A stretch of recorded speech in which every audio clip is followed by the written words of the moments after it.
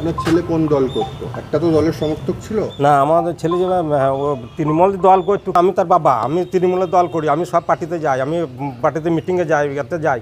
রাজুয়া বোমা বিস্ফোরণ কাণ্ডে পুলিশ যে 5 জনকে গ্রেপ্তার করেছে, সেই 5 জন সিপিএমের শুধু সমর্থক নয়, তাদের কর্মী। যাদেরকে গ্রেপ্তার করা হয়েছে তারা হচ্ছে তৃণমূলের সমর্থক।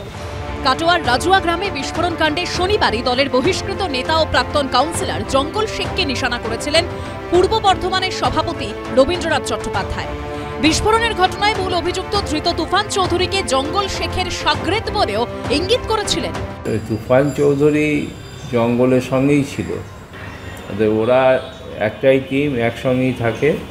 এর 24 ঘন্টা কাটতে না কাটতে এই বিস্ফোরণ কাণ্ডে ধৃতরা সিপিএম এর সমর্থক বলে দাবি করলেন রবীন্দ্রনাথ চট্টোপাধ্যায়।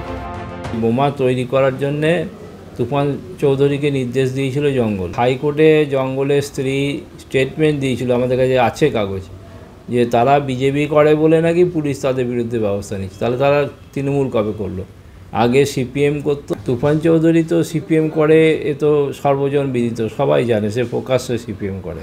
তৃণমূলের জেলা সভাপতি যখন এই দাবি করছেন, তখন সিপিএম এর হাতিয়ার বিস্ফোরণ কাণ্ডে ধৃত জামির শেখের বাবার বক্তব্য, যিনি দাবি করেছেন তারা তৃণমূল করেন।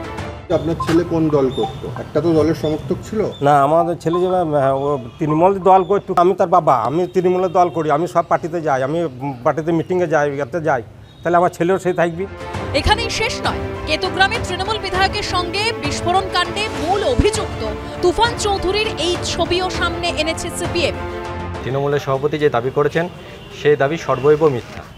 এই দাবির সঙ্গে আসল ঘটনার কোনো যোগাযোগ নেই এবং সেই জামির শেখ নিজেও তৃণমূলের সমর্থক। তুফান চৌধুরী তৃণমূলের বিধায়ক শেখ শাহনাজের সঙ্গে তাকে দেখা গেছে এবং যিনি মারা গেছেন তিনিও তৃণমূলের কর্মী। জঙ্গলের সঙ্গে সিপিএমের কোনো যোগ নেই।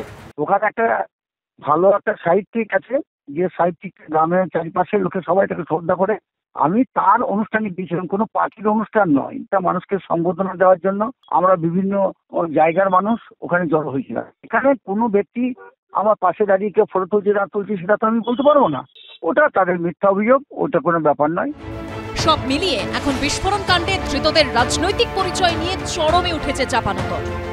রানা দাসের রিপোর্ট, এবিপি আনন্দ, পূর্ব বর্ধমান।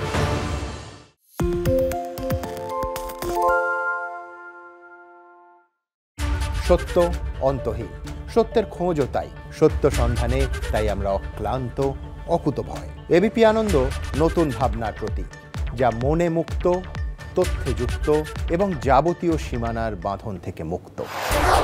সীমা না শব্দটির মধ্যে লুকিয়ে আছে মানা শব্দটি, যেন চোখ রাঙানি এক অদৃশ্য বেড়াজাল, যা আটকে রাখে আমাদের এক ছোট্ট গণ্ডির মধ্যে। একমাত্র সঠিক খবরই গড়ে তুলবে এক মুক্ত সমাজ। সেই জগৎ গড়ার লক্ষ্যে কোনো সীমানার ঠুকুটি আমরা মানব না। এবিপি আনন্দ এগিয়ে থাকে, এগিয়ে রাখে।